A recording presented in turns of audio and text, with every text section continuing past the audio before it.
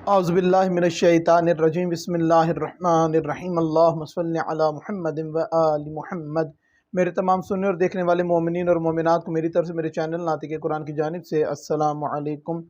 शकियात नमाज। आज जिन शकूक का ज़िक्र किया जाएगा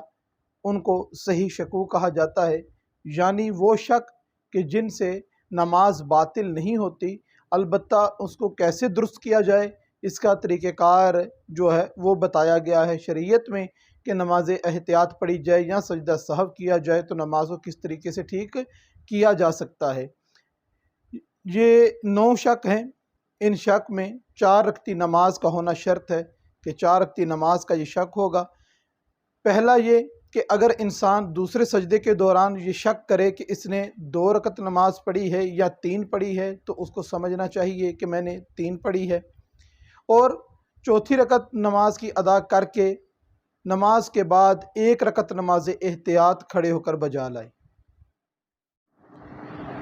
और अगर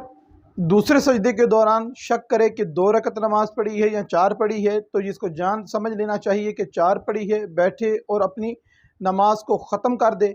और उस नमाज ख़त्म करने के बाद 2 रकत नमाज एहतियात खड़े होकर अंजाम दे।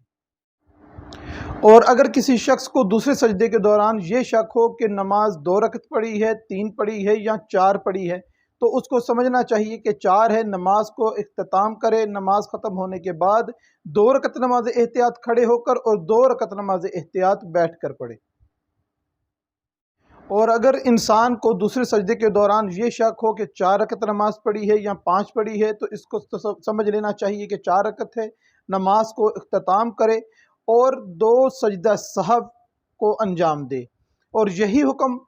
4 वाली रकतों का अगर 5 से ज़्यादा है, मसलन 4 है या 6 है, तब भी यही हुक्म रहेगा। और अगर इंसान को ये शक दूसरे सजदे में जाने से पहले और पहले सजदे के बाद हो, जो गुज़िश्ता 5 शकूक बयान किए गए हैं, उसमें इसकी जो नमाज है वो बातिल हो जाएगी। और इसके अलावा अगर इंसान को शक ये है कि 4 रकती नमाज में 4 रकत से कम पढ़ी गई है या 4 से ज़्यादा पढ़ी गई है, तो इन सूरतों में कि जब शक दोनों तरफ हो, तो फिर इसको दोनों अफ़ाल अंजाम देने पड़ेंगे, यानी कमी के लिए नमाज एहतियात भी पढ़नी पड़ेगी और इजाफे के खदशे की वजह से सजदा सहव भी अंजाम देना पड़ेगा।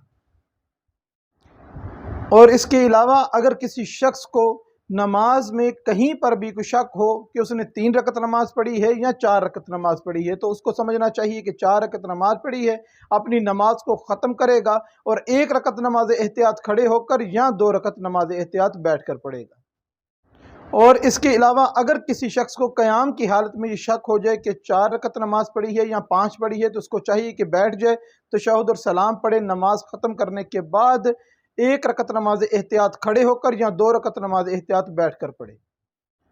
और अगर किसी शख्स को क़याम में ये शक हो कि नमाज 3 रकत पढ़ी है या 5 रकत पढ़ी है, तो उसको चाहिए बैठ जाए, तशहुद और सलाम पढ़े, नमाज ख़त्म होने के बाद 2 रकत नमाज एहतियात खड़े होकर पढ़े। और अगर किसी शख्स को क़याम में ये शक हो जाए कि 3 रकत पढ़ी है, 4 पढ़ी है या 5 पढ़ी है, तो उसको चाहिए बैठ जाए, तशहुद और सलाम पढ़ के अपनी नमाज को ख़त्म करे और 2 रकत नमाज एहतियात खड़े होकर और 2 रकत नमाज एहतियात बैठ कर पढ़े। और अगर किसी शख्स को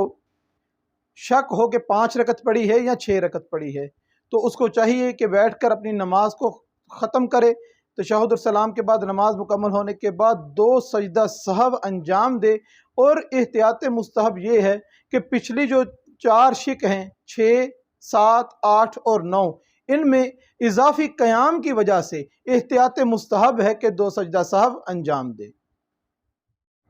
सजदा सहव का तरीका क्या है, इसका लिंक भी डिस्क्रिप्शन में दे दिया जाएगा।